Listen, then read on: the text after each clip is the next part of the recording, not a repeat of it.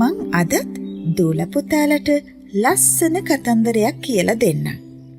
අද මං ඔයාලට කියලා දෙන්නේ අලුතගෙනා මනමාලිගේ කතන්දරේ. ඔන්න එක ගමක සුගතන් කියලා මිනිස්සෙක් හිටියා. එයාගේ අනිත් සහෝදර සහෝදරියෝ ඔක්කොම විවාහ වෙලයි හිටියේ. ඒත් එයා විතරක් තාම තනිකඩයි. සුගතන්ගේ අම්මා ගමේ කපු මහත්තයත් එක්ක එකතු වෙලා සුගතන්ට ගැළපෙන මනමාලිය කෙව්වා. ඒත් ඒ එක්කෙනෙකුටවත් එයා කැමති වුණේ නෑ. මොනවම හරි අඩුපාඩුවක් වැරැද්දක් කියනවා. අනේ පුතේ, අපි හොයන මනමාලියෝ හරි යන්නේ නැත්තම් පුතාම ගැළපෙන කෙනෙක් හොයාගන්න. බැරිම තැන සුගතන්ගේ අම්මා එහෙම කිව්වා. ඊට පස්සේ සුගතන් මොකද දන්නවද කළේ? උදේ පාන්දරින්ම බත් මුලකුත් බැඳගෙන ගම් රටවල් වල තනියම ඇවිත්තා Tamanට ගැලපෙන මනමාලියක් හොයාගන්න කියලා හිතාගෙන. ඉතින් සුගතන්ට එක එක විදිහේ අය මුණ ගැහුණා. ඒත් ඒ එක්කෙනෙක්වත් සුගතන්ට කැමති වුණේ නෑ. කොහොම හරි එක දවසක් සුගතන්ට ගමට එන්න ටිකක් රෑ වුණා. ඉතින් එදා රෑ එයා අම්බලමක නවාතැන් ගත්තා. රෑ මැදියමේ සුගතන්ට කාගේදෝ කිඳිරියක් ඇහුණා. එතකොට තමයි දැක්කේ අම්බලමේ එළියේ කවුදෝ ගෑනු කෙනෙක් ඔළුවේ ඉඳන් රෙත්තකුත් පුරවගෙන අමාරුවෙන් කිඳිරි ගගා ඉන්නවා. ඔය කවුද? සුගතන් සද්දෙන් එහෙම ඇහුවා. මං හැමදාම රැට නිදාගන්නේ මේ අම්බලමේ. ඒත් මේ අද ඔහේ ඇවිත් මටත් කලියෙන් නිදාගෙන නොවේ මගේ තැන. එළියේ ඉන්න බෑ, හරි හීතලයි. හේ මදිවට මට පීනසේ. ඒ ගෑනු කෙනා උත්තර දුන්නා. එහෙමද? එහෙනම් ඔහේ ඇතුළට ඇවිත් නිදාගන්න. මං පාන්දර වෙනකන් එළියෙන් ඉඳලා ගමට යන්න කියලා සුගතන් එළියට ආවා. අර ගෑනු කෙනා අම්බලම ඇතුළට ගිහින් නිදාගත්තා.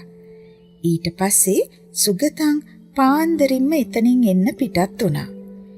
ඒත් අර ගෑනු කෙනාට කතා නොකරම තමයි ඔහු ගමට ආවේ. සුගතන් අම්මා එක්කවත් මේ විස්තරේ කිව්වේ නෑ. තව ටික දවසක් ගත වුණාම ඔහු ආයෙමත් මනමාලියෙක් හොයන්න පිටත් වුණා. එදා රැත් ඔහුට නවාතැන් ගන්න සිද්ධ වුණේ අර අම්බලමෙමයි. එදත් මහරෑ අර ගෑනු කෙනාම අම්බලමට ආවා. හැබැයි එදා වගේ කිසිම අසනීප ගතියක් නම් ඇයට තිබුණේ නෑ. මං එදා පාන්දරින් ඇහැරිලා බලනකොට ඔහේ ගිහින් නොවේ.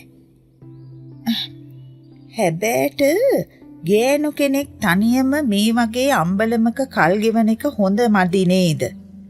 සුගතන් ඇහුවා. මම මේ මෙතන කල් ගෙවන්නේ නිකම්ම නෙවෙයි උන්නේ. හේතුවක් ඇතුව.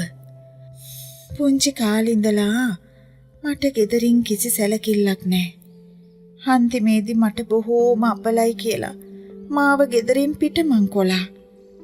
ගෙදර අයටත් මං හින්දා හොඳක් වෙන්නේ නෑලු. ඉතින් මම මේ අම්බලමේ තමයි දැන් ජීවත් වෙන්නේ. දවල්ට ඔය කාගෙන් හරි මොනවා හරි දෙයක් හිඟා කාගෙන ඇවිත් කාලා මේකෙම නිදා ගන්නවා. ඇය එහෙම කියනකොට සුගතන්ට ඇය ගැන හරියට දුක හිතුණා. මමත් මේ මට ගැළපෙන මනමාලියෙක් හොයාගෙන යන ගම. ඒත් මට තාම එහෙම කවුරුවත් මුණ ගැහුනේ නෑ. මටත් අපල තියෙනවලුනේ.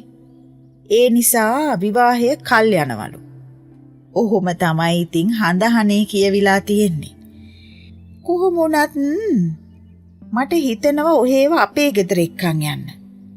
ඔහේ අකමැති නැත්තම් අපි යමු අපේ ගෙදර. සුගතන් ඇයට කිව්වා. ඊට පස්සේ ඒ දෙන්න සුගතන්ගේ ගෙදර ගියා. සුගතන්ගේ අම්මා බොහෝම ජයට මංගල උත්සවයකුත් තියලා සුගතන්ගේ මනමාලිව Tamanගේ ආදරණීය ලේලිය හැටියට පිළිගත්තා. ටික කාලයක් යනකොට සුගතන්ට නොහිතපු විදිහට හැම දෙයක්ම ලැබෙන්න පටන් ගත්තා. හරියට නිදානයක් ලැබුණා වගේ.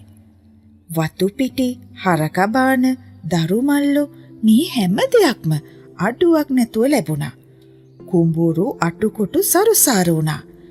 මේ නම් අලුතගෙන මනමාලිගේ වාසනාවම තමයි කියලා ඔහුට හිතුණා. හැබැයි අපලයි කියලා කිව්වට මේ ගෙදරට නම් ඔහේගේ ඇති අපලයක් නෑ වගේ. මගේ අපල කෙලවර වෙන්නේ කරුණාවන්ත කෙනෙක් මාව විවාහ කරගත්ත දවසටයි කියලා ඒ දවස්වල අපේ අම්මා කිව්වා. අලුතගෙන මනමාලි හරීම සතුටින් එහෙම කිව්වා. අපල කියලා දෙයක් නෑ මයි දුවේ. අපි හිතන විදිහයි වෙනස් වෙන්න ඕනි. අනික අපි හොඳ දෙයක් ගැනම හිතුවොත් හොඳ ප්‍රතිඵල ලැබෙනවා. හැබැයි අපි නරකක් හිතුවොත් ඒකේ අනිත් පැත්ත. ඉතින් අපල වලටම හැමදේම බාර දුන්නොත් මුකුත්ම කරගන්න බැරි වෙනවා. සුගතන්ගේ අම්මා අලුත් ලේලියට පළවෙනි පාඩම එහෙම කියලා දුන්නා. ඊට පස්සේ එයාලා බොහෝම සතුටින් ජීවත් වුණා. දැක්ක නේද දුවේ පුතේ, නොපෙනෙන බලවේගවලට වඩා අපේ හිත හයියට තියාගත්තොත් කාටවත් බෑ අපේ ගමන, අපේ දියුණුව නවත්තන්න. මේ වගේ ලස්සන කතන්දර අහන්න කැමති නම් ඔයාලත් මේ දැන්ම YouTube channel එක subscribe කරන්න.